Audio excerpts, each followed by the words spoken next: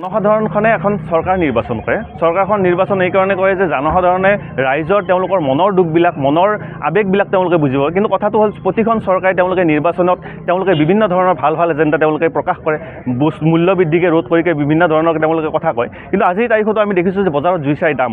আজি জীৱনদায়িনী ঔষধৰ ক্ষেত্ৰতো মানুহৰ যি ধৰণৰ এক ব্যৱস্থা হৈছে তাক আমি তীব্ৰভাৱে গৰিহণা দিছোঁ যে অনতিপলমে চৰকাৰখনে সুকলম ব্যৱস্থা কৰিব লাগে। আৰু এটা কথা স্পষ্ট যে জনসাধাৰণে যদি এইবিলাক কথাত খুব তেওঁলোকে দেখুৱাই 2026 চনত নিৰ্বাচন আহিবলগীয়া নিৰ্বাচনত তেওঁলোকে ৰাইজে জনসাধাৰণে উচিত প্ৰত্যুত্তৰ দিব। আজি সদৌ অসম ছাত্ৰ সন্থাৰ আহ্বান মৰ্মে আজি আমি সদৌ কামৰূপ জিলা ছাত্ৰ সন্থাই অসম আমাৰ জিলাৰ আমাৰ যিটো আয়ুক্ত অফিচৰ সন্মুখত আমি বিক্ষোভ কাৰ্যসূচী গ্ৰহণ কৰিছোঁ।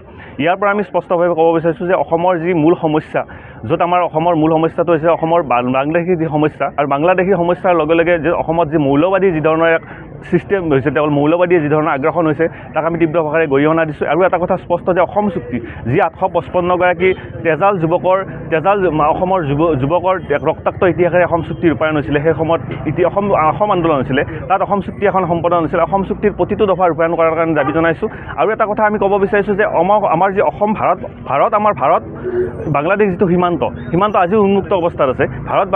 সীমান্ত অতি শীঘ্ৰে চিল কৰাৰ কাৰণে দাবী জনাইছোঁ। আৰু দেখিয়াই মাত্ৰ যাতে বাংলাদেশী সীমান্ত দেখাই মাত্ৰ গুলীয়াৰ নিৰ্দেশ দিয়ে তেনেকুৱা ধৰণৰ ব্যৱস্থা গ্ৰহণ কৰাৰ কাৰণে দাবী জনাইছোঁ। আৰু তাৰ সমান্তৰালভাৱে আমি যিখন জাতি ধ্বংসী যিখন আইনখন অতি শীঘ্ৰে বলবৎ নকৰাৰ বাবে, আৰু এই আইনখন অতি শীঘ্ৰে যাতে অসমত যাতে প্ৰচলন নহয়, এই ক্ষেত্ৰত মুখ্যমন্ত্ৰীগৰাকীয়ে দৃঢ় পদক্ষেপ গ্ৰহণ কৰাৰ কাৰণে আমি দাবী জনাইছোঁ।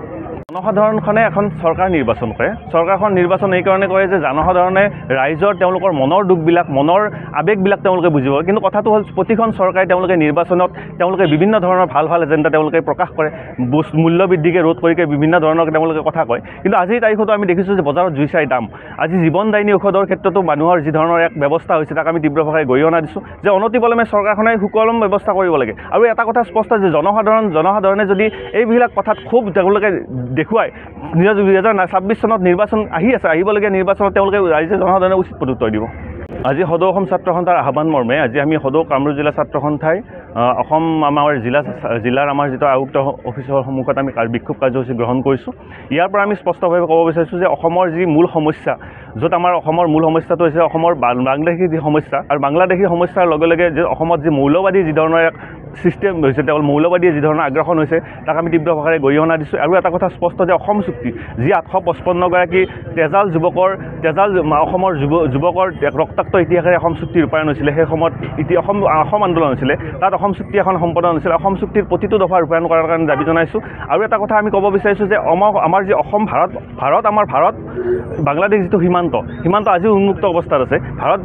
সীমান্ত অতি শীঘ্ৰে চিল কৰাৰ কাৰণে দাবী জনাইছোঁ। আৰু দেখিয়াই মাত্ৰ যাতে বাংলাদেশী সীমান্ত দেখাই মাত্ৰ গুলীয়াৰ নিৰ্দেশ দিয়ে তেনেকুৱা ধৰণৰ ব্যৱস্থা গ্ৰহণ কৰাৰ কাৰণে দাবী জনাইছোঁ। আৰু তাৰ সমান্তৰালভাৱে আমি যিখন জাতি ধ্বংসী যিখন আইনখন অতি শীঘ্ৰে বলবৎ নকৰাৰ বাবে, আৰু এই আইনখন অতি শীঘ্ৰে যাতে অসমত যাতে প্ৰচলন নহয়, এই ক্ষেত্ৰত মুখ্যমন্ত্ৰীগৰাকীয়ে দৃঢ় পদক্ষেপ গ্ৰহণ কৰাৰ কাৰণে আমি দাবী জনাইছোঁ।